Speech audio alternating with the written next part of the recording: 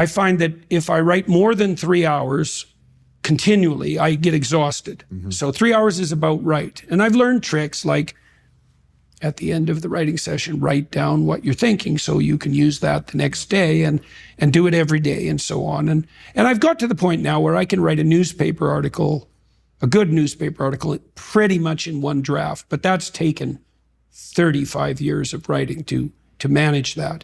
But I learned early that if I sat long enough, I would write something that would be valuable, right?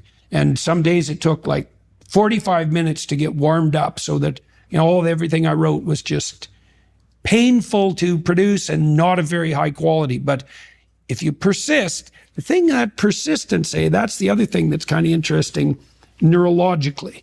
You know, I already said, if you punish the source within you that gives rise to ideas, it will stop producing ideas.